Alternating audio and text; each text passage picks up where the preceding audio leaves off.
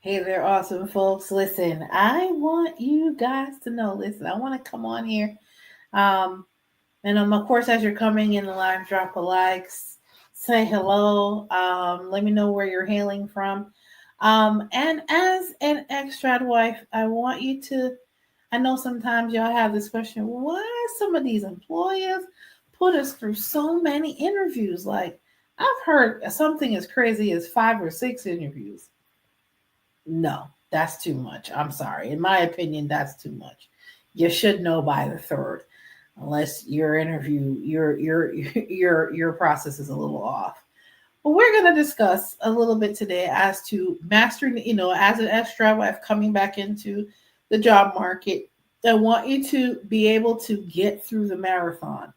That is the job interview. All right, stay tuned. So we're gonna get make sure you guys get a chance to come in here. All right, let's go.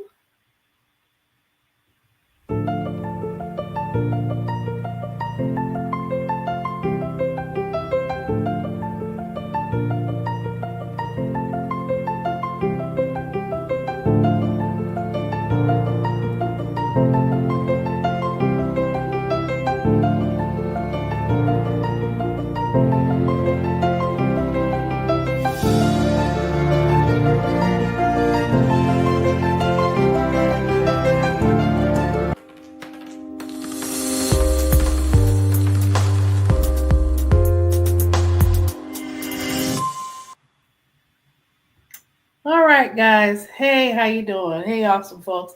This is Mentor Shelly, wanting to make sure that you become a better version of yourself professionally, especially in the areas of interviewing. All right. Interviewing can be a very nerve wracking process. Boy, do I know it. But I've also been on the other side of it as well. So I can definitely understand what it takes to be in that interview, and also had some secrets I want to share. Shh, don't tell nobody, but share the video. Anyway, we'll get into it. All right. So, for those of you who are coming in here, come on in and drop a like. Of course, if you've ever been nervous right before an interview, drop a one in the comments. If you're a pro, drop a two in the comments. All right. Just let me know. I want to see how many ones and twos we can get on this video. All right.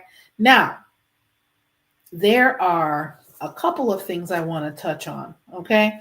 And I want you to understand why some of these employers do these crazy things. There's two things I want to touch on tonight. One of the main reasons that employers tend to have a lot of interviews and follow-up interviews and follow-up interviews, some of it is a bit excessive, let's be clear, is that they're ensuring that you, the particular candidate, are a good fit. Especially coming back into the workforce as an expat wife, I want you to be aware that this can happen. What they're attempting to do, and you want to help them do this in the interview. So this is where I'm telling you the secrets. Okay. Ensuring that you are a good fit, or they're ensuring that you're a good fit, not only for the job and the regular, oh yeah, well, you have these skills and things of that nature. They want to make sure that you're a good culture and values fit. So in my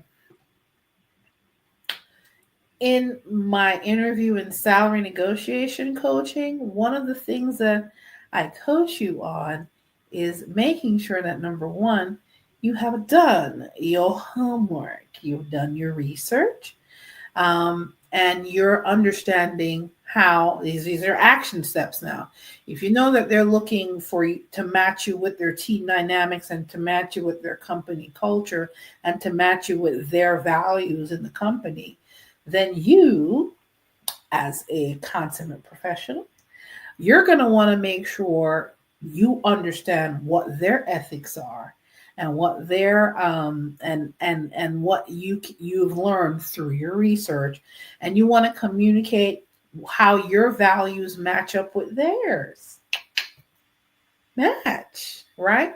Matching is good in this situation, okay? You want to make sure that you're communicating specifically that what they offer as a company culture is something that you acquiesce to professionally, meaning that you got to ask relevant questions and say, well, these particular ethics, or you're not going to necessarily use that particular word, but what they'll say, we foster a very healthy team environment where we collaborate and things of that nature. You want to communicate things like, I my sentiments exactly. I thrive in a team environment as well as working alone on projects, depending on what need arises for the business, depending on what needs arises for but the particular project. I'm very flexible. So you want to communicate that you can work in either situations. Okay. Also, ensuring that you're a good fit, it's asking the right questions based on the conversation you're having.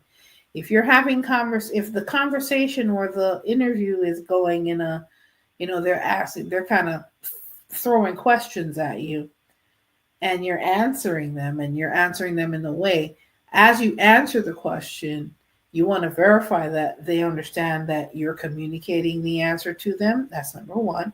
But number two, once you've communicated that, you want to flip back and say, did you understand? Is that something that, that is more feasible for you? Or you want to do a check-in every so often. You don't want them to just be firing questions at you. This is an interactive process. So you want to make sure that you're highlighting and communicating your adaptability, and that you're able to work in diverse environments. And you're also asking questions to see where there may be issues that you can troubleshoot and help them with, or highlight the skills you come with to be able to solve that problem.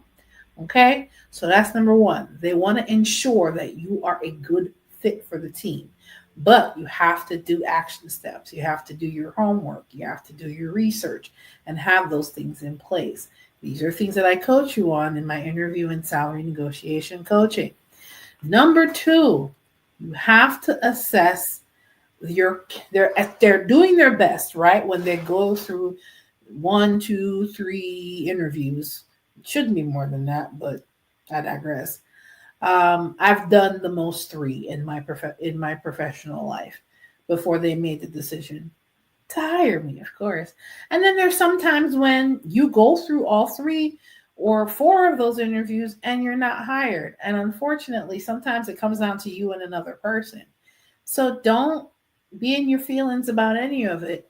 Just know that if you've done the proper preparation, then your likelihood of getting hired is higher, or they weren't offering the salary that fits your economic needs. That could be it too. So it just depends on what the reasons are. But number 2, they want to assess your competence and your skills. Okay, making sure that you're communicating that you have. They're wanting to say, yeah, you say you have these particular skills on your resume, which we talk about.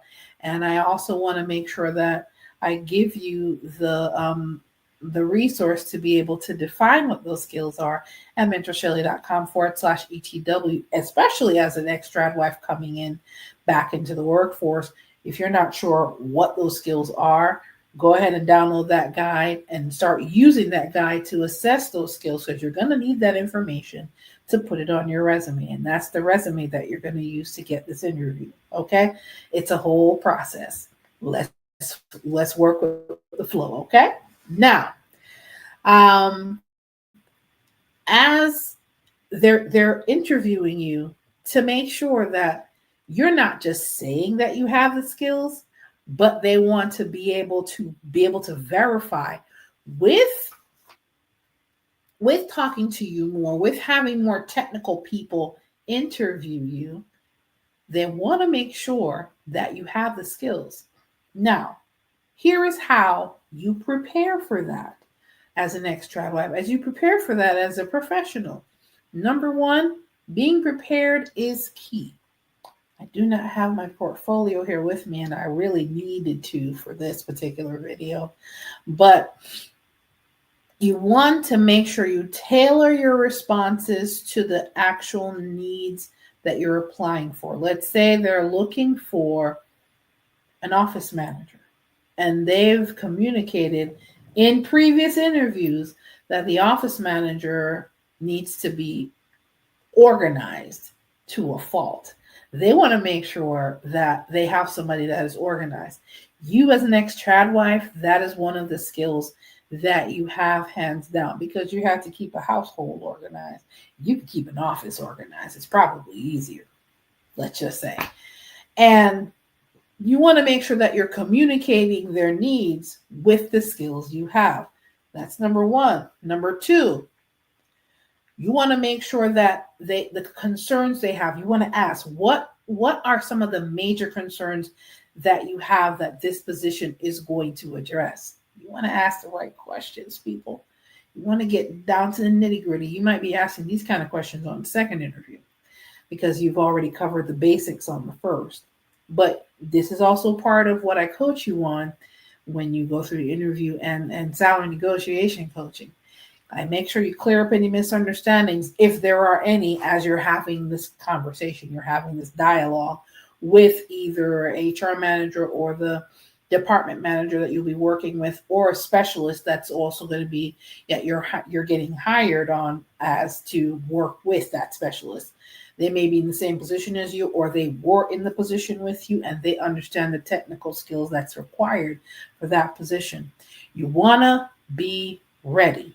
You also want to make sure that you communicate that you have a growth mindset, that you have these additional courses that you've taken, or even if it's a certificate course from an internet course that you did on Udemy. It helps whatever tools you have to use to quantify your skills. It helps use that information to be able to communicate that you're not only willing to use the skills that you've had as being an ex-trad wife, but you're willing to get more skills, and you're able to communicate that efficiently. Another thing, you want to focus on more problem solving, and remember, they want to know if you're competent and you have the skills. Now would be the time also to have your professional portfolio to show tangible evidence that you are who you say you are. You have the skills that you say you have. You have certifications that you can show. If you have a video demonstrating either a training class that you put together, or some form of a project or pieces of a project that you can use as what I would call, nicknamingly call show and tell, have that in your portfolio ready. If you need to put a presentation together to do the show and tell, do it. You can do that on PowerPoint. You can do that in Canva. You can get Canva for free. You don't even have to use the paid version to put this kind of stuff together.